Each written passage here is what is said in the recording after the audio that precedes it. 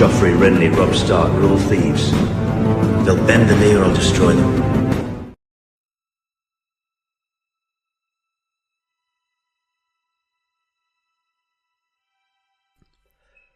Daemon descended down into the deepest and darkest depths of the dungeons within the old keep, with nothing but his torch to lead the way. The cold air biting deep into his bones, especially near the bottommost cells. As an aged man, it was not smart to dwell in such places. But despite his age, Daemon wanted answers, and no one would persuade him otherwise. So here he was in the deepest parts of Sevenstar for the first time, to visit his last remaining brother, a brother in blood and nothing more. Daemon lost all respect he had for his half-brother Hilario, and his only thought was of his long-dead brother Titus. Surely he would laugh from his grave were he to learn of what had occurred here, he mumbled in a sad, bitter tone. He now stood in front of the only occupied cell, which was guarded by two knights, who both seemed uneased by their dank and miserable surroundings. Daemon took them both by surprise as he approached, and they raised their spears in alarm. "Guards, you are dismissed. I wish to speak to Hilario alone." His tone was direct but courteous. He did not want to unleash his anger yet, although he felt it boiling from deep within his gut. Daemon had never been a hothead. However, lately he was prone to fits of rage, and with his impending confrontation with his brother nearing, he felt his rage begin to boil. However, he was able to contain it for his brother alone. People at court all gossiped that he was getting old and that his age was causing these fits of anger. Daemon, despite his personality making him stubbornly unwilling to accept this truth, knew they were right. He was getting older after all, and his daily duties for the king and council were definitely getting tougher now that he was no longer a young man. He dropped the fort when the guards moved aside to allow him passage. The cell was as dark as the others he had passed on his way down. Even down here, deep beneath the castle, you could still smell the salty sea air from the bite, although it had been overpowered by the stench of his brother's own making. He used his torch to light the room. The light gave Daemon a sight upon the condition of the room around him, but his brother's cell stayed mostly dark. He observed water seeped through the cracks and crevices that riddled the cell's interior walls, letting the bay seep in. Daemon could distantly hear the waves crashing against the shoreline above. The Starks of old had built these cells deep into the caves and tunnels beneath the white cliffs of Sevenstar, or the Wolf's Den as it was called in those days. This was truly a miserable and desolate place to spend one's final days. "Hilario, show yourself," Daemon said, and in front of him, as if out of darkness, appeared an absolutely ragged-looking man. The few days he had been in custody had done him no good. "Daemon, my brother? Is that truly you? Have you come to get me out of here?" The mocking tone disgusted Daemon. "You know me better than that, Hilario. You once were my brother, but no more. You disgust me." Hilario chuckled. "Oh, Daemon, I think I did us all a favour." Daemon snapped at him. "Killing your own kin and king? And for what? Surely you didn't do it out of spite for the disposal of Benfrey. You helped Aengar ascend the throne. Your ambition, surely it was that. You always wanted more power, but never received any. Not during our late father's rule, nor during the reigns of any of his successors. Now tell me, Hilario, is this why?"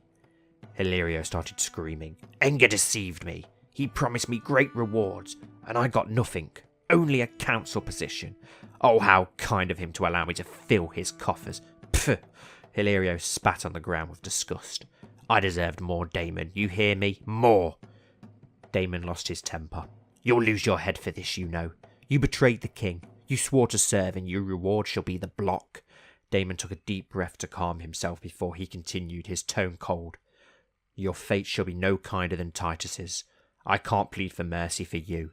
You are well and truly lost, Hilario. And I don't even know when you lost yourself. Nor does it matter. You are dead to me. I am the last son of Aengar, and you betrayed his legacy." With that said, Daemon walked away, torch in hand, leaving only darkness behind him as he heard his brother scream at him. "I am Hilario. I am your brother and son of Aengar, and you too served a traitor." Daemon gave him no response. He required a drink and his quill and ink.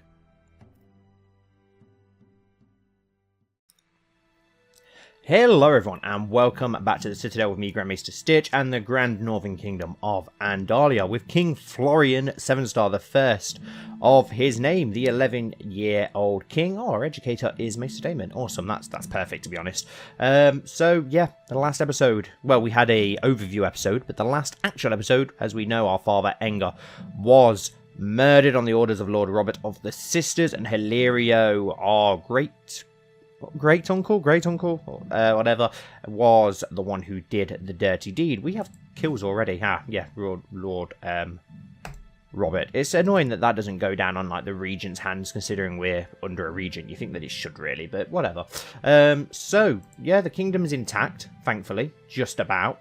We do have the Westlands that we need to rename, which are scarily big. I am extremely worried about them. Would they be able to form Westeros now? Because they do own 1, 2, 3, on most of the Riverlands, 4 kingdoms now of the 7, which is quite scary. So yeah, that is worrying. We need to get ourselves out of debt. Let's unpause. We'll let things tick along because we do need time to progress. Let's see, is there anything that we can actually do to, yeah, what do you actually need to proclaim the Kingdom of Westeros? That's something I want to keep an eye on. Realm size is greater or equal to 500. Well, I imagine the West definitely have that, considering they've got the reach. Must control at least 4 kingdoms where they've got the West. Well, if they take Dawn, then they'll be able to do it. We can organise a coronation ceremony, which we will do, but we'll let ourselves get some more gold first. Lord Samuel of the Fingers has declared Lord Samuel's claim on Northwold War on Lady Edmyn of Northwold. Okay, now that is something we need to put a stop to. So the Corbridge are trying to take Northwold. Can we command you to end your war, please? Hopefully the council votes in favour of this. We do not. This is the last thing we need. We need peace, and we need our armies to replenish. The vote on whether to command Lord Samuel Corbridge to end his war against Lady Coldwater has been taken. The council voted in favour. Good. Who voted for it? Enger Seymour did. Septon did. Ermin Bloom voted against. Benfrey Lancer and Damon Snow voted for. Lionel Redguard voted against, which is interesting.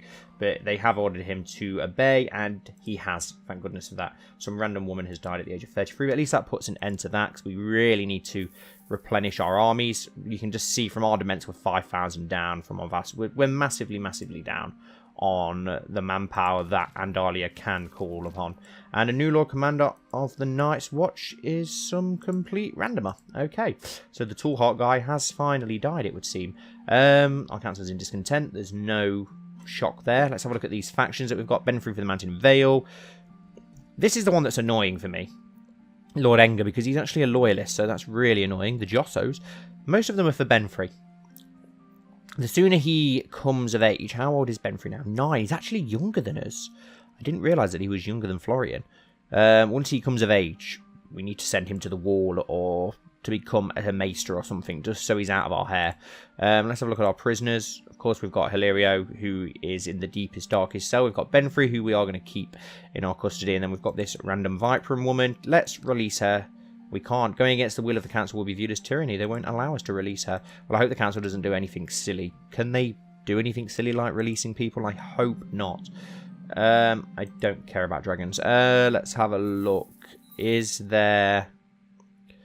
Fabricate a claim on the Kingdom of Mountain and Vale. Lord Templeton. Okay. Can we get you to end this plot? No, we can't. So we need to look out for that. But at least he isn't trying to kill us. And Lady Sybil the Young and Lord Robert Strong are in on that. Is there any to try and kill us? Because we need to really keep an eye on that. Replace someone. I don't remember doing this, but whatever. There isn't any to kill us, I don't think. So that's good. That's good. We need to keep an eye on that. And we can use the north again. We won't do that just yet, but I think that may be something we have to do in the end. And then it will literally be north versus south in Westeros, and Rosby are independent because they are attacking High King Willard the Illustrious in revolt against the rule of High King Willard the Illustrious. I don't think you and your 5,000 men are going to do too much, to be honest, Lord Rosby, although you do look like you've got a couple of allies. 5,000 men, 800. Yeah, I don't see it working out, to be honest. I think you're slightly outnumbered. I believe that one of your vassals can be discouraged from associating with conspiratorial factions if the proper leverage is used. Let's obligate the vassal. Yeah, let's obligate Seymour, because he seems like a just person, so hopefully that will keep him in line. Hopefully. I'm really annoyed that it just doesn't make any sense. Sometimes the AI stuff does not make sense with the traits and such that people have. I understand it in some cases, in other cases it's just really annoying. Thank you for reminding me of my duties and obligations as your vassal. You are right, of course. For the foreseeable future, you have my promise not to support factions conspiring against you. Thank you, Lord Engar. Right, so now we can have a look at some of these other factions that we need to look out for. Lord Samuel for Mountain in Vale, Benfrey for Mountain in Vale. It's got some backing. That's probably the worst. Next one, that's Lord Robert of Strongsong, Lord Owen, Lord Will of the White Star, Lord Corman of Witch Isle. Okay, so that's probably... yeah, that is the definitely the next most dangerous one. Lord Lionel is trying to get bent. That makes no sense whatsoever. Oh my god, this game sometimes. Seriously, this game. Right. We can't actually recall and send you yet, so we're going to have to wait. I don't want to fire you just to bring you back out, so we will have to wait for that until we can do anything. Everything else is doing and going as we'd like for now. Miranda Morgoth has arrived at your court. She is married Sir Colmore Seymour. Okay. Interesting. One of the marriages that I believe our mother put in place. We do need to do the coroner. You know what? Even though it's going to cost us a lot of money, probably by doing it, it is going to get people more on side. It does legitimize us a little bit more. Let's send for the most powerful septon in the realm. Yeah, let's get this done. Let's get coronated. Let's get crowned in the eyes of the gods and men. And then hopefully that will also improve people's opinion of us, because we are truly God then. Truly God, truly king in the eyes of the Seven. So hopefully that will help in increasing people's opinions of us. And our army's gone up by another 10,000 almost, so people are slowly coming around to our rule. To the excellent High King Florian of Andalia, I shall be honoured to officiate His Grace's coronation. I eagerly await His Grace's instructions regarding date and manner of the ceremony in order to better prepare myself for this sacred duty. Enter ever His Grace's servant, Septon Vortimer of Snow. Marvellous. Now that I have found a faith of the Seven Priests willing to crown me, I must decide how much I wish to spend. We don't really have gold, but I feel like an extravagant ceremony is needed. We need to get more people on side. I feel like it would be a good idea to show off the power and wealth of House Sevenstar, even though we've got no power and wealth at the moment, but try and put on that front. I think Mina, Lionel, Engar Seymour and such would agree that that's probably a good idea, even though it massively gets us in debt. Can we take money from our own bank? Because that would be pretty good and pretty interesting. Let's have a look. Your Grace, I'm afraid I have to decline your invitation. I have neither the time or inclination to leave Hearthstone for such an event. Signed, Lord Corbury. And some barracks have been built in the Wolf's Den. I don't remember doing that. I must have done that under Engar. Your Grace, I'm afraid I have to decline. That's fine. And Your Grace, I'm afraid I have to decline. Odd Harlaw, who's just a randomer. So yeah, whatever. We just need to get this ceremony underway. We are going to get in debt a little bit. I know that we... Could we actually take a loan from a vassal? I don't really want to do that. We do have some rich vassals, though. It might not be a bad idea if we could take some money from one of those rich vassals. Only a few more days remain before I am crowned High King before the gods and all my subjects. My court is filling with distinguished guests. Both vassal and foreign dignitaries come to bear witness to this fundamental moment of my reign. Such a lavish ceremony is a rare spectacle to behold, even amongst royalty. So hopefully this will help us out. Do you know what? There's no harm in inquiring about a loan. Let's have a look. If we were to take out a loan, Bank of Pentos, the Bank of the Crown. That's actually our own bank. A minor bank, 200 gold. Bank of Pentos, 500. We can actually take out a loan from the Bank of the Crown. It's our own bank. Do you know what? It's a lot of money. 30% interest rate. But I'm going to do it. We need that money. We will... It's going to... Wow. 743 gold to repay that loan. That is going to take some time to regain. We're going to have to debt the crown up because we need to show strength and unity. And we have lost a bit of manpower now, but that's fine. Hopefully we can sort that out. At least for now, we've got gold. Just so it's there. Everybody's so kind and respectful to me. Even a lot of important people that I only met a few days ago. This coronation ceremony is a lot more important than I thought. It really is great to be a High King. I am the most important person ever. Gain the trait haughty, well 50% chance. I should work hard to show that I know how important this is. Gains the trait conscientious. I think the second one. Did we gain the trait? No, we didn't. That's fine. But yeah, we don't want to be big-headed. This is important. Organising such a great ceremony has given me the chance to know better some of my vassals. Maintaining healthy relationships with all my subjects is fundamental to ensure the future stability and prosperity of my realm. Lord Simmons in particular seems like a man I could really trust. We could become friends of Lord Simmons' dirt. He doesn't have a great opinion of us, but we can try. And Lord Simmons has cheerfully accepted my offer of friendship. Bit weird considering he's like 48, but okay. It's good. It's a higher lord who we can get on side, which is really good. Lord Simmons is...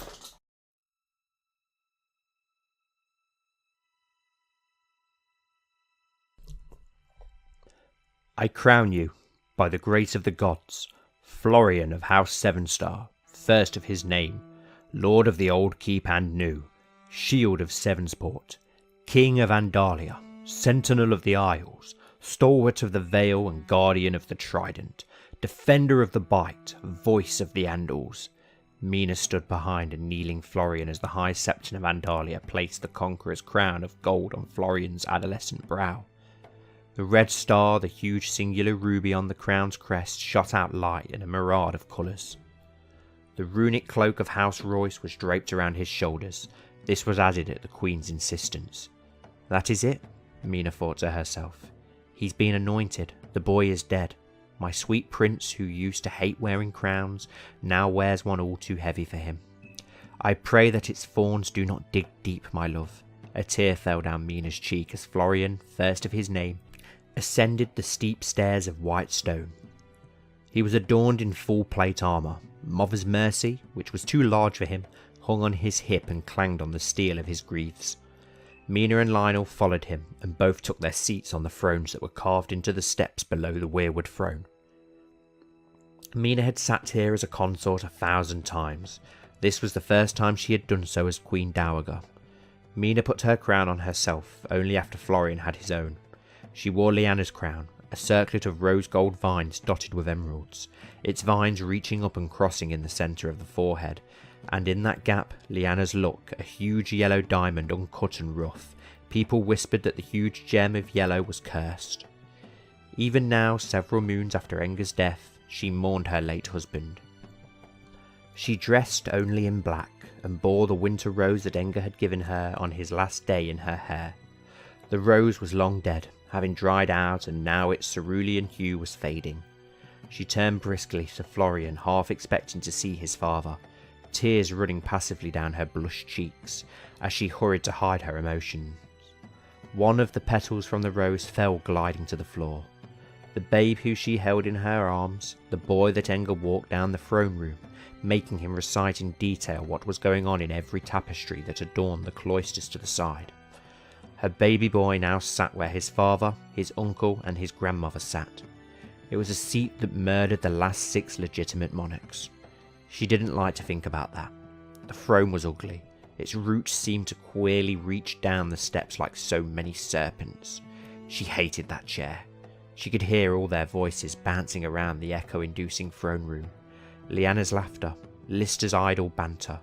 But over them all she heard the words, "You are a fool, Mina Sevenstar, and I am an even greater one for loving you.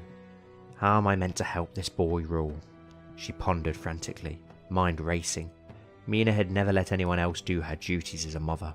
She always professed that she was a mother before she was a queen. Before the coronation, Florian had told her with a smile, tears running down Mina's face, "I do not need another counsellor. I am not short on shrewd counsel. I need a mother. You are the only one for that job, Your Grace." It was the first time he had ever called her. That boy had died, his sweet words had been replaced by sternness, as he felt more sure of himself second by second, and in his place was left not a man, for monarchs transcend such titles. He was a king. The Conqueror's crown had been refitted to fit the boy king, but it still looked out of place to Mina.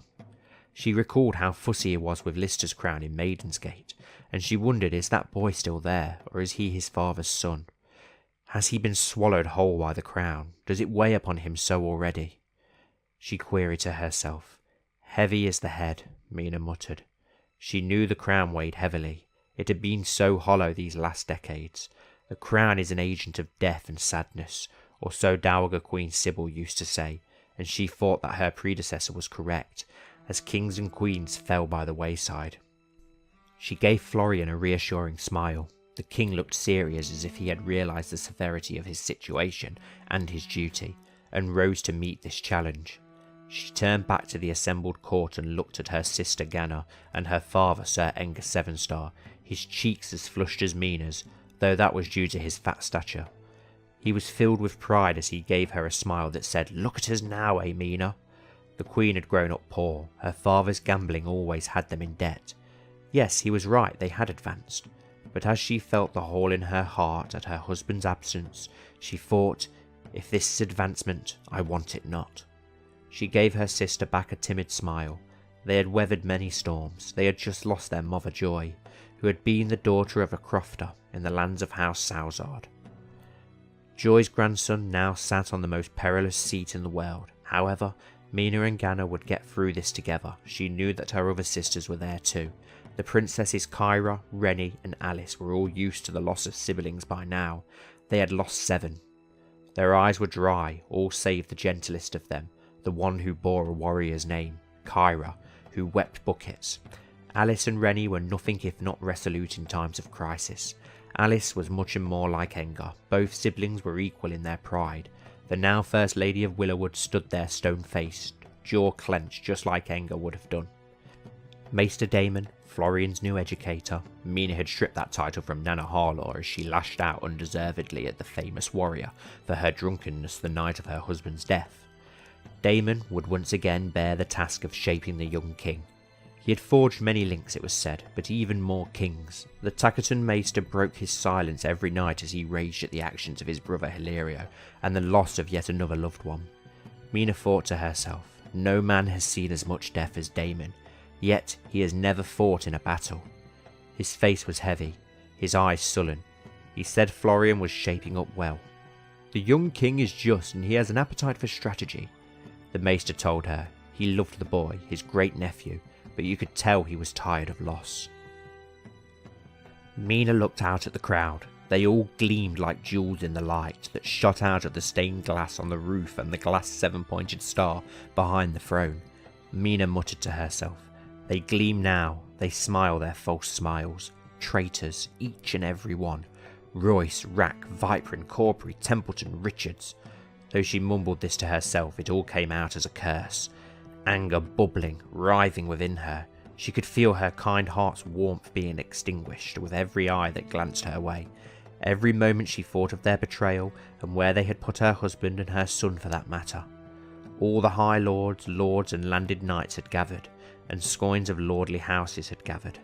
She could see her council, her friends, but she fixed her gaze on the younger lords and ladies whose parents had vexed Enger's reign. Fools, she screamed in her head. Can you not see past your own ambition? Enger was remedy to Andalia, not plague. She had to stop herself from yelling that. She bit her lip.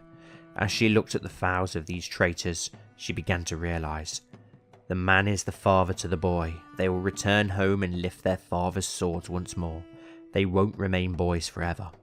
She couldn't even bring herself to look at her nephews of House Royce, Danes and Alex, smiling her best fake smile at Alice and Rennie's children. However, that smile dropped as she reached Kyra's brood of serpents. She couldn't even trust her own kin. Her gaze returned to the hall's stained glass. The ceiling was ordained with depictions of the gods. She looked at the stranger, then the mother, and thought, I cannot blame them. To judge them for the sins of their ancestors of House Royce is not just. It was not what my husband stood for. She forced herself to look back at her nephews. The youngest was clutching his half-sister's, Kyra's bastard hand, and with all her courage, mustered what had come so naturally before. A smile. Mina hadn't slept a wink these last few days either, the bags under her eyes fading her beauty. She looked older though she was not yet even 30. She had been kept up by the knowledge that kin had taken her husband, and by the last night Enger and Mina spent together, coiled around each other discussing names for the baby she bore. She could hear him still. We'll name him Ambrose for my father. I know you want one named for your father, for all his flaws. You love him, I understand, but we have nothing if not time, my love. To which Mina remembered responding, You are both named Engar, so whose flaws do you mean, my love? Time we have, yes. Ambrose it is. I want to give you 40 sons, your own private army of Engars, all stern and red-headed. Let these lords rebel then, I dare them. She could hear Engar's laughter fading across his pale tomb that swallowed each monarch that sat here. As she returned to reality, she whispered the words Valyrian. Though it was whispered, her mouth not moving, it was nonetheless a snarl. Her face contorted in a mask of unseemly rage, teeth clenched. Her moods would change as frequently as the tides that slammed against the old keep. She fought on the west briefly, then back to Illyrio. Bastard, see what you have done. Not only have you taken my love, the father of my children, but my eldest as well, my prince. As she looked back at her boy, Florian, for the last time, the boy had his chest puffed out as he held his weirwood sceptre. The sceptre's head was hollowed out for a huge emerald that had been found in the Riverlands. It had been aptly named the King's Jewel. His feet were resting on the King's Stone, which had been a part of the sea stone chair that had been carved down and placed at the base of the throne. He looked every inch a king. Mina whispered, choking up once again. You are a man now, my boy. Goodbye, my sweet prince. She and the winter rose cascaded from her hair, and her tears fell away from the abruptness of her rise, as she was the first to bellow, Long live the king.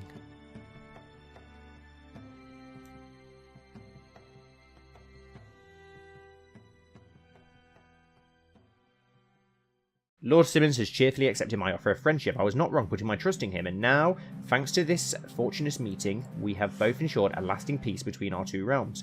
Perfect. I think that's the only friend we have got at the moment, and we do have our rival Illyrio, who is going to rot in the Sevenstar dungeons forever. I might take him out of the oubliette every now and again and put him in normal prison, just to ensure that he stays alive a little bit longer before returning him there, so he suffers for a longer amount of time. That sounds really cruel now I've said it, but this is how much I hate him for what he's done. I kneel before Septim of Autumar, as all my vassals surround us in complete silence. The Septim gives me an encouraging smile as he blesses me and places the royal crown upon my head. As I feel my face turning red, he then proclaims me High King of Andalia, by grace of the gods. I am finally and truly king. We gain 75 prestige and piety, which is good because we do need to regrow those. I thought Harif would tell the cook it was I who had stolen the cookies and make me give the quill back to the Master of Whisperers. Harif surprised me when he instead asked me how I managed to steal the quill right under the nose of the Master of Whisperers and wanted my help to get back at the cook for scolding him. Harif Rak. I could do that, and we become close friends. Awesome, another friend. Who is your father?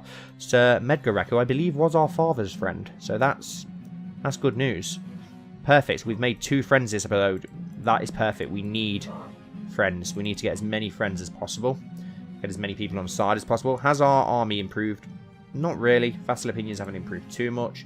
We could give out some gifts now that we've got the gold for it. I'll look into that later on.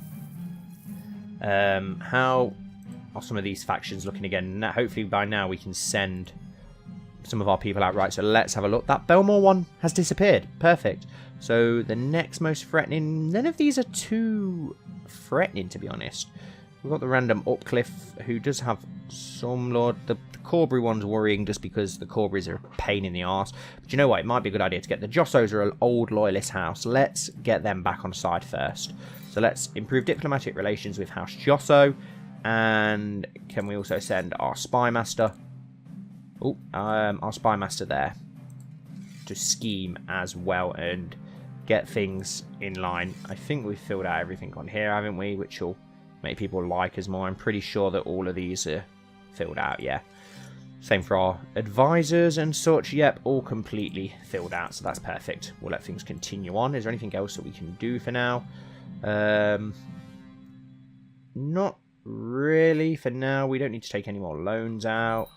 Your Grace, my mission to Whitford is so far... Wow, that was quick. Has so far been a success. During my visit to the court of Lord Lionel Jostle of Whitford, I seem to have managed to make him understand what a benevolent and peaceful ruler you really are. His opinion of us improves by 20. Perfect.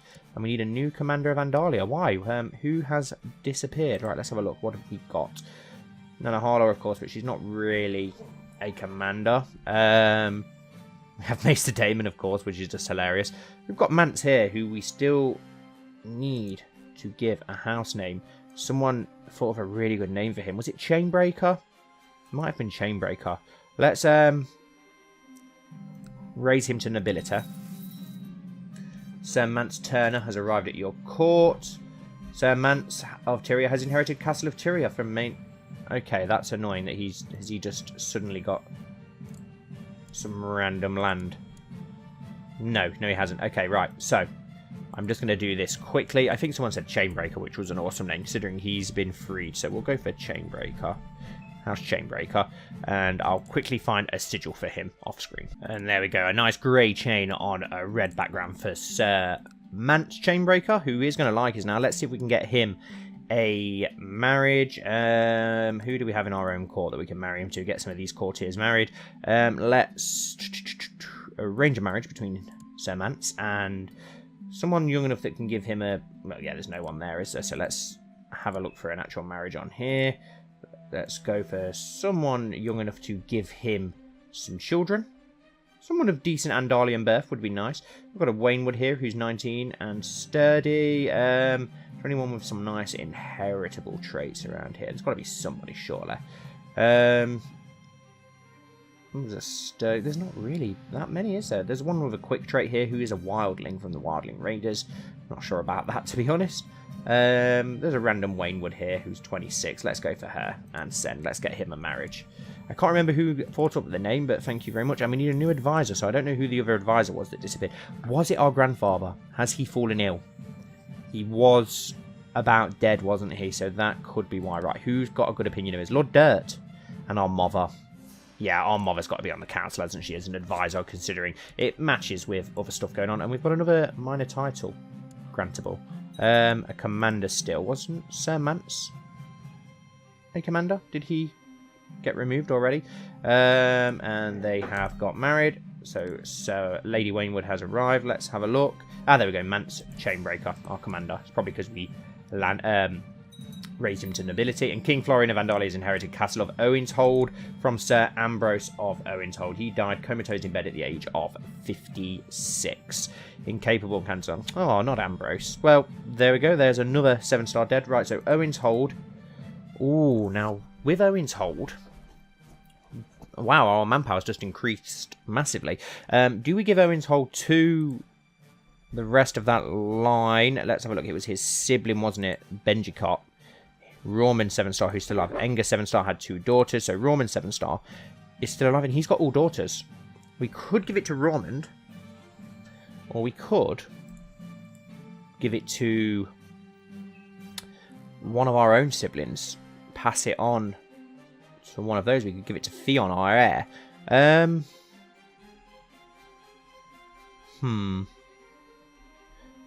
This is a tricky one. There is Ambrose, so right, yeah, we've got his brother, because it was actually from that line, wasn't it? So we should probably give it to Roman 7-star, so we will. We'll grant him the landed title, the Castle of Owenshold, including the lower titles, which will improve his opinion of us, and I feel that's the right thing to do. We've got one child lacking a focus, Sindra 7-star, very martial based. She's got a lot of gold as well.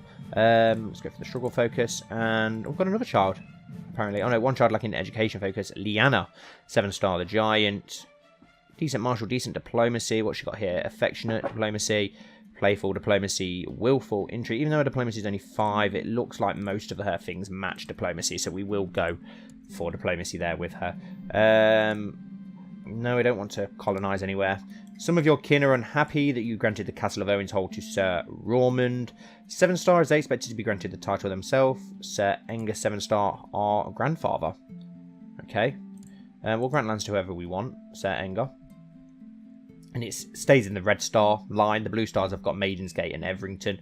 Don't need any more lands. And we are actually making a lot of money now, so that's good.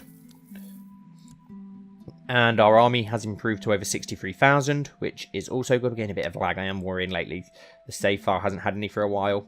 Each time we do it, we have to remove things to make it keep going. Like we got rid of the Far East, so I am a little bit worried. But then I am on speed 2 or 3, so let's slow it down to speed 1, which I do apologise is a bit slow, but it helps this huge save file keep going that little bit longer. Lord Arlen of Longsister has declared revolt against the rule of Lady Amira of the Sisters on Lady Amira of the Sisters. Okay, I wouldn't mind Lord Longthorpe becoming the Lord of the Sisters, to be honest. And Lord Owen, the Descendant, used a favour in Lord Master Perrin of the Bloody Gate to force him to join all of their factions. We'll let that war go. Maybe if they ask for help, we could bring it to an end. But for now, I'm going to leave it and let it go. At least things are going well. It has that faction ended with the Jossos, because we have managed to improve relations with those. Got independence. Yes, it looks like we have actually ended that. So the next most dangerous is the Corbreeze. Oh no, it's Lady Amira Mudd, who does have the most backing as well out of all. Oh no, it's not. It's this one. 3,000 men, which isn't a lot, but he is forcing people to join his faction. He's got a good opinion of us, so that'll be an easier one to sway. So, do you know what? That's probably the best one for us to go for. We'll go for Lord Steelheart, who seems a bit upset about something, which is a bit annoying, but hopefully we'll be able to sway him fairly easy. And as we know, we've got several characters. Oh, here we go. Winton Firehand. Wow, look at Winton Firehand. Interesting. He's got the dark black hair of a Firehand. He's got paranoid and deceitful. Oh, God. The crazy Firehands, it would seem, are back. Ambitious, paranoid, authoritative, proud, and deceitful. Yeah, they're back. Your Grace, since I read at Sevensport, there's been never a shortage of soldiers. Perfect. Level reinforcement rate improves by 50%. 67,000 men now. Things are improving quickly, it would seem. And Florian Sevenstar is lacking his educate. Oh, now this is tough. What do we go for? We're best in martial, and we're very good in intrigue and diplomacy. Intrigue and stewardship as well. We're decent all round, to be honest. So we've got this, which is 1 intrigue. Brooding is 1 intrigue. Timid, 1 learning. Willful, 1 intrigue. Gregarious and wrath. Well, we've got 2 good traits for martial as well. It's probably going to have to be martial. I don't think we've had a martial king for a little while. We've had 2 stewards, haven't we? Lyanna was diplomacy. Wow, was Kyra martial maybe? But she didn't get to do a lot because of the War of the Stars. Enga II was intrigue, of course. So we've probably not had a martial king for quite some time. So yeah, let's go for the martial focus. Which means, then again, I was going to say it means we need a new educator. But do we? Because Maester Damon has an amazing martial anyway. Let's have a look if there are... we can reforge Valyrian steel sword. What? Why would we reforge? Find a suitable blacksmith to turn your plain Valyrian steel sword into the pride of your dynasty. I don't know why we'd want to reforge it. Let's have a look. What other Guardian options are there for martial? We've got John Hornbreaker, who's pretty good. He's apparently gay and fat now. Why is every fat character turning gay? It's very interesting. We've got Nana Harlow. I think Daemon probably is the best bet, just because of that learning and such. So we'll stick with Maester Daemon. I don't think we could ask for a better educator. And our marshal's just gone up to 9 straight away. So it is time for me to receive a proper education. Life is so full of opportunities. What will I become? I am pleased to hear that after a period of peace and shrewd management, the province of Sevensport is doing very well. People are happy and the tax collectors are reporting record intakes, which is perfect. It's just what we need. What quality of education would you like to purchase for yourself? Of course, we're going to purchase a high education, which has just set us back a lot of gold, but we need that high education. We want Florian to develop into a good king. We're nearly at 70,000 troops as well, which is good. We need that. We need to arrange ourselves a betrothal at some point. Not sure who to yet. We'll see who is the most problematic at the time. We still can't move on diplomat and spy master. Not enough time has passed by yet. Most of our council seem to like us, though. The red is slowly turning to green with a lot of characters, which is pretty good, isn't it? We could send some gifts, but I can't really afford it. We'll send that 15 gold to Ermin Bloom, just so all the council is green. There we go. I won't send any gifts to any others just yet. Hopefully we get a bit more money, but let's just try and improve that. So we've got better opinions there. Yeah, he's still got this faction. It's not a very powerful faction, but I just think it'll be one to easily sway. And Lady Coldwater is a Crown Loyalist. That's probably because we ended that war for her, so that's good. That keeps her on side, which is perfect. Is that Hilario? I thought that was Hilario then as a backer. I was like, behave, get a grip. And Lord Longthorpe is not a fan, it would seem, which is also quite annoying. We managed to sway the Jossos incredibly quick. Let's just forward. time a little bit. And literally, because the save file is so big, even putting it on fast forward doesn't make the days move very quickly. Your Grace, I would like to politely remind you of the gold that Andalia owes my house. Septim Belos, how much do I owe you? 75 gold. We'll pay it. We've got the money we need to pay it. We'll get rid of these debts. I don't remember ever taking out that loan, which is really annoying, but if we can try and keep everyone on side, that would be a good thing. I wonder if there's any way of us getting around our loan just because it is actually our own bank. There may be ways of getting around it. At least we only owe the money to ourselves. It's quite cheeky there, what we've done, but hopefully it will work in our favour. I mean, what are the repercussions going to be if we refuse to pay ourselves back? I'm not sure. Hopefully we can pay it back. Odd has been spreading a most shocking rumour around court. He claims that Adrian has been having an incestuous affair with his own sister, Helena. Adrian Yellowbook and his sister, Helena. Well, they are one of their Andor, but Faith. But R'hllor Faith, so I'm not sure where that stands with that. Can we move these councillors yet? Yes, we can. Right. Improve diplomatic relations with Lord Steelheart. And can we get you to scheme in that land as well, please? How are the Hornbreakers doing in their land? Not checked in on them since we landed them, I don't think. Lord Belgrave. Wow, he's got 4 rivals. Ouch. He does have a daughter, though. Malira Hornbreaker, which is good. Has she inherited the strong trait? Yes, she has. John Hornbreaker's still in our court, who's depressed and wounded. Not sure what's happened to poor Sir John. I know he got wounded in the tourney, but that was a long time ago now. But yeah, if we can get this one ended, we're slowly improving things. Benfrey found out, oh, Lord Lionel of Whitford. Didn't we just change your opinion? That is quite annoying. 68,000 men though, so that's still improving, which is good. I don't think we can hold a feast or anything at the moment until we're old enough. It would have been nice to do that just to try and sway people that little bit more. Maybe host a tourney or something would be quite cool. Is there any dangerous plots against us? Hopefully not. It doesn't look like there is, so that's good. Things are slowly improving, it would seem. The cook accused me of stealing cookies. The Master of Whispers insisted I had stolen his quill, and I was accused of making a lot of mischief. For once I was innocent, I found the perpetrator Ronald playing with the quill and stuffing his face with cookies just outside this table. Ronald Highstar. Let us wreak havoc together. We've become close friends. 3 friends in one episode. That is good. A Highstar, a Rack, and a Lord of the Trident. 3 decent friends that we've gained there.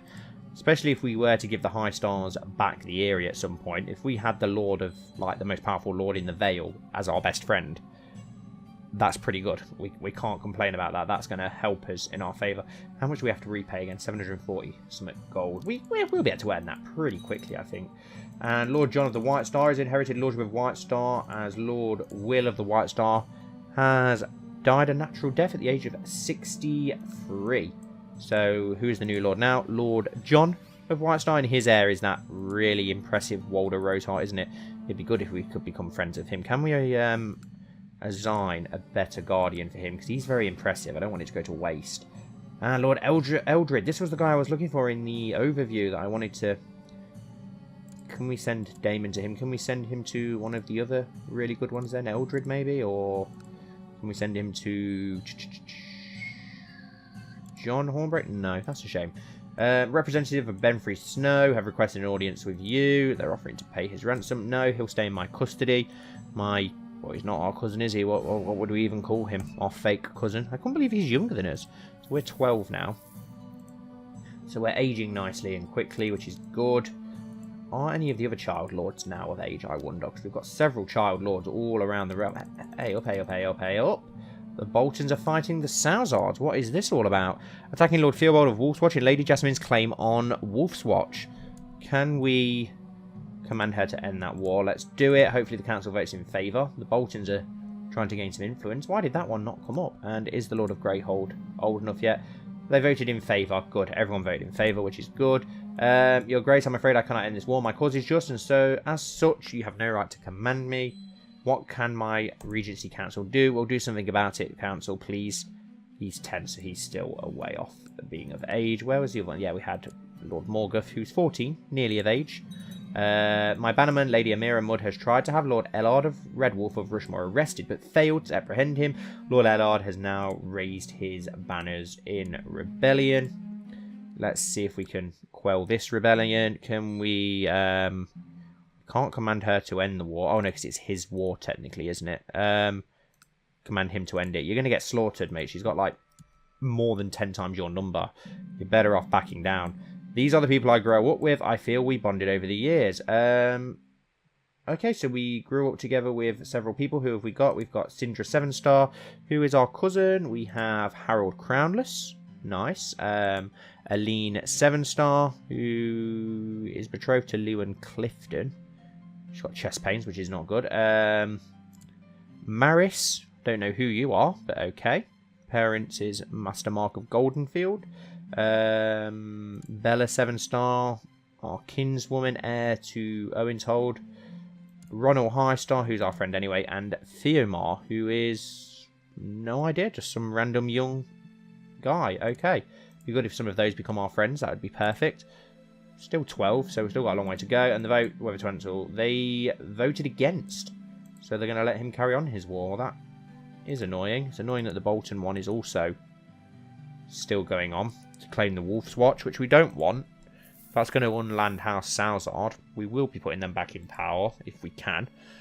But I hope that this changes here, which it should hopefully be able to change. Really annoyed that the Josso one restarted not long after we ended it. And yeah, the Mudds are going to absolutely destroy that house. And the Westerlands have managed to end their war. Yeah, we can colonise places, but I don't want to do that. What are you up to at the moment? You are defending against the Lord of Rosby. Oh no, so that is still going on. Okay. Surprised. Just want to keep an eye on them. We'll let this war carry on in the Sisters. I'm not too fussed about that one. Hopefully we can repay that loan sooner rather than later. Let's just forward a bit more. Recently, I've noted the pitiful state of my brother, Prince Theon. I've just been informed that the cause of his ache and fatigue is a case of the flu. Well, we'll call for Damon at once. Damon will sort that out. There's nothing Damon can't sort out. After being skillfully treated by Maester Damon, my brother Theon is feeling much better. Perhaps he is deserving of some praise. If we do that, everyone's opinion improves of him. We can compensate and give him some gold, which improves his opinion by 15. If we do this, does this improve his opinion of it? Yes, it does. So, hi, King Florian and Maester Damon become close friends. 20% chance. We'll go for that. It would be good if we became friends. And the war between House Red Wolf and the Mudds has ended. Lady Jessamine of the Dreadful has usurped the title of Lordship of Wolf's Watch from Theobald Salzard. Can we invite him to our court? What about if we send him a gift? Can we then invite him to our court? No. Well, we need to make him important. We can't let the Salzards die out. Can we? No, we can't invite his sons to our court. That's annoying. So the Boltons have got expanded their influence up there. The Boltons are incredibly strong. It probably would be hard for the Greystarks to keep them in line, if I'm perfectly honest. Let's forward along a little bit more. Just try and get a bit more. I want to get a bit of time gone by, a bit of the Regency gone by. The more I think about it, the more I see that fairness and justice are things worth striving for. It is what separates us from wild beasts. We lose the trait breeding and gain the trait just. Perfect. That's awesome. Great trait to have. Very happy with that. I don't care about what's happening in Sarnor. So the just trait has improved our martial. It's improved our learning. Our learning has gone. Our learning has gone up quite a bit, and our manpower has gone up. Perfect. Perfect. Things are going well for King Florian, it would seem, which is awesome. I wonder what's going to happen. May you live in harmony and contentment. I have been appointed as your regent. Whoa, what's happened to Lord Lionel? Lord Lionel, the Mard of the Crone's Crossing, died at the age of 28 from severe stress. And Lord Adam, the second of the Crone Crossing, is now the Lord. Oh, no. Oh, that really sucks. And our new regent is Maester Damon. I'm pretty happy with that, if I'm honest.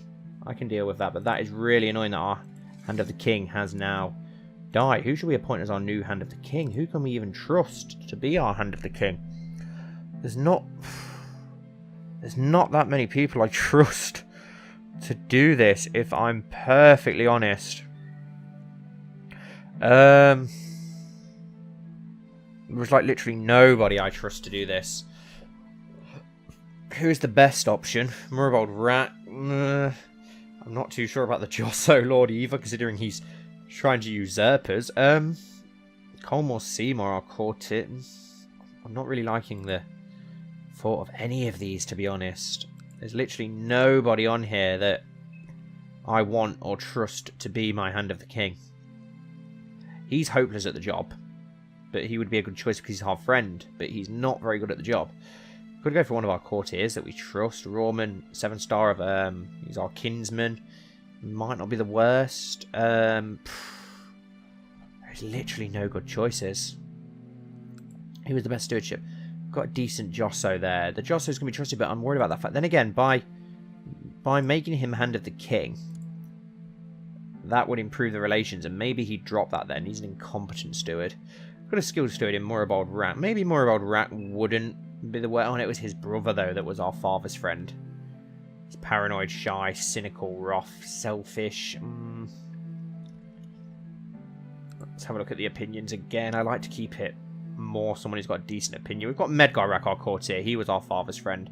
He's only got 3 stewardship, though, which is not great. We do have John Hornbreaker, but he's severely stressed and wounded right now.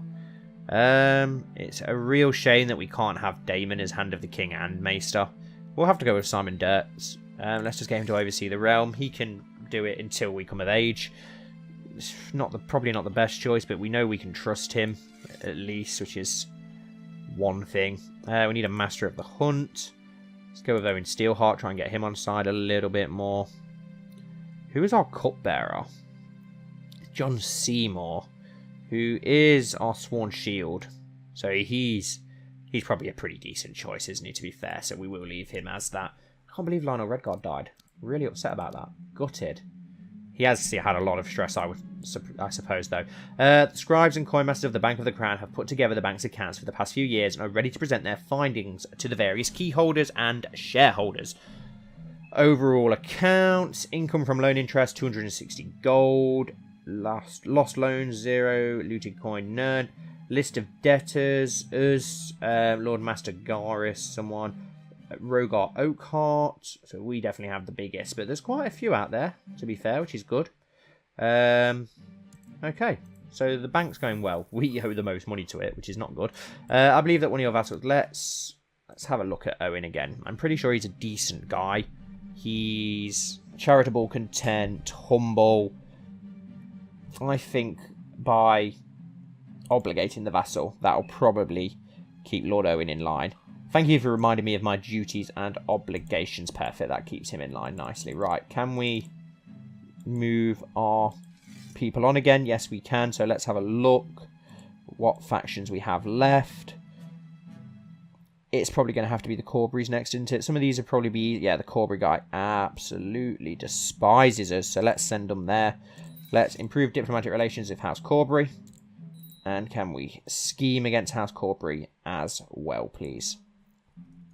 And see what we can do. We've got 500 gold, so we're going to be able to hopefully pay the loan off soon. It's amazing how quickly House Sevenstar makes money. Your Grace, I humbly ask that you intervene on my behalf against the aggression of Lord Alan Longthorpe. It's up to the Regency. I do not get to decide, I'm afraid. I am really annoyed about the Boltons taking that land. The vote on whether to command Lord Alan Longthorpe to end his war against Lady Amira Redstone has been taken. The council voted in favour, and he has decided to step down. I wonder if the Boltons are trying to get these land, because then they'll be able to claim and remake the High Lordship, won't they? And break away from the Greystark and Rax, where they lost that land, and make themselves High Lords again, which would be interesting. We don't own much now. We only need another 200 and we can repay that loan, which is perfect. We'll wait until we have a bit more than that, though, so that we can get it all well. And the wall is under assault. The Night's Watch is hard pressed to defend it. I'm sure that's going to upset people, so of course we will send men to help out the Night's Watch. Who are they fighting against? A very weak land, it would seem. The Fens. Hive Chief Torrid, who isn't a Fen. He's got 4,000 men. We're not going to need a lot then, are we? We'll call... Can we call up our Greystark men? No. Can we call up the Rack men? Just because they're closest.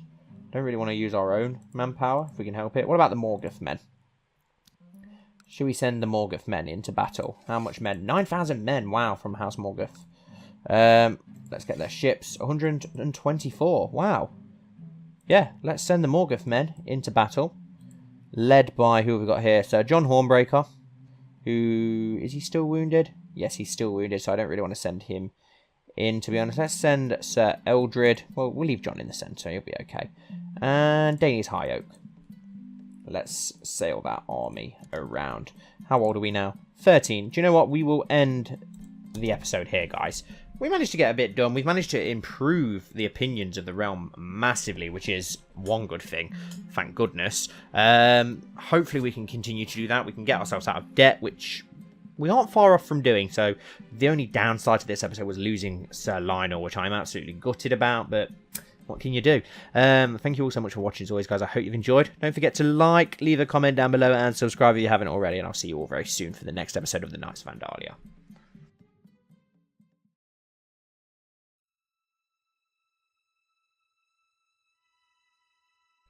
If a man was to look down at Sevensport from the castle, he would not notice anything out of the ordinary, despite the previous king's murder 2 moons ago. The banner of the Sevenstar still flew, high and proud atop the castle's 7 towers. Aengar III may be no more, but the crown now rested upon another, his son Florian, the young king who was currently listening to a lecture on the different wars fought by the Sevenstars, given by the esteemed Maester Daemon. As Daemon was listing the many, and often forgotten, military successes of Aengar II, Florian interrupted him. This outburst was something he would have been punished for a few weeks ago, but Daemon could not simply reprimand the already proud and arrogant teenager now, so the Maester politely asked the king, "Yes, your majesty, is there something you need me to repeat?" "Who was the best military commander in Andalian history, Maester?" The king asked the question with an excited look. It seemed martial studies were his favoured field of training. Not only was he fascinated by military history, he also showed promise when trained by Benfrey Lancer in person in the castle's courtyards. Daemon closed the book he was holding that described Andalian history and placed it back on the table. The best commander in the kingdom's history. That was a tough question, but fortunately Daemon knew the answer, or rather, the answers. "Well, your grace, there is not just one best military leader in Andalian history. There are several of them, standing at the top." The king raised an eyebrow, his interest caught. He grew up hearing tales of Ambrose and Aengar I, of the legendary acts of Davos Redguard and the brave deeds of Lister the Loyal, but he was surprised to hear Daemon's answer. With a nod, he signalled that he wanted to hear more, to which Daemon replied by walking up to a map of Andalia and started to speak. Lord Theon Bolton was one of the greatest commanders of his age. He crushed the wildlings at Eastwatch, despite being overwhelmed, forever earning the name the Hammer of Eastwatch. He led the assault of many of the great battles and sieges during the invasion of the Mountain and Vale. His rivalry with my father, Aengar II, caused his demise, but not before he pushed back Andalian armies much bigger than his own many times over. He was then sent to the Night's Watch and fell in a raid beyond the wall after being named First Ranger. Daemon pointed at the Dreadfort, then Eastwatch by the sea, before going down the map onto the Riverlands. Lord Darnold Crownless was a commander as formidable as he was renowned. He pushed back the main Andalian host at the legendary First Battle of Oldstones with only 2,000 men, outnumbered 10 to 1. Decades later, he captured the king beyond the wall in a daring raid in the Wildling Lands. Finally, Daemon pointed at Sevensguard and the Crossing. Sir Davos Redguard defeated the Stark host before the walls of Whitford, slaying Lord Theon Bolton's father Belvazar in single combat. He then smashed the Wildling King's host near Longlake during the most fierce of blizzards, even slaying the King of Giants in single combat. Those 3 men can be counted as the best commanders in Andalian history, each with legendary deeds worthy of respect. That is why, your grace, there cannot be a man atop the others as of now. Florian had been dutifully taking notes, but the king rested his quill and looked back at the maester with different, more cold eyes. "What about my father? Has my father's wars earned him legend in Andalian history? Answer truthfully, maester." Daemon now found himself at odds. Aengar's deeds were certainly something people would remember, but telling him the truth? After reflection, he had no choice in the matter. Maesters swore to obey whatever the king commanded, and so Daemon replied earnestly to his distant kinsman. Your father did indeed crush a massive rebellion against him, as well as several others, but those deeds were not legendary, for Sir John Hornbreaker won the war by capturing Lords Templeton and Greyjoy before much blood was spilt. But while your father won in wars, he lost in peace. Aengar III, may he rest in peace, was not a kind man. He was just to the very end, which is what brought his downfall. Florian frowned. Wasn't justice a good thing? He knew, of course, Illyrio and Lord Richards plotted against his father, but why was Aengar's justice that faulty? Daemon himself said to Florian many times that a king needed to be just. Why is that then? You've said yourself that justice is a necessary quality for a ruler. Was father's justice wrong? To which Daemon replied, No, your grace. A king must hold true to his ideals, and your father certainly did so. However, he did too much. Justice does not simply mean to punish. It also means to forgive. It means accepting to forgive someone's past deeds for the sake of future stability in the realm. Your father saw that justice was only used to punish people, which he did, but it cost him his life, as his bannermen felt threatened by his actions, and what they fear, they kill. But you are a different man than your father. Your grace should follow his own path. So my father kept punishing instead of forgiving, and what should I do differently? A distant gardener king often said that a king must rule with two hands, an iron and a velvet. Your father ruled with the iron, your uncle with the velvet. You must use both. Be merciful to those that rise against you, as they will feel indebted to you. Punish those that rise too much, so the rest of your lords know their place. Justice is not about just one side or the other. Keep this in mind, and remember what happened to those that only used mercy or punishment as their tool to rule. Florian nodded. It seemed the king now understood the full meaning of justice. He could be as ruthless as his father, or as kind as his uncle. What mattered in the end was that he took care in not falling fully for one side or the other. Seeing the king lost in thoughts, Daemon asked him a question. If your grace has no further questions, can I continue the lecture? Florian nodded his head and went back to his notes, and the lecture continued. Florian had now started to develop a keen sense of justice, which would be useful for his future reign.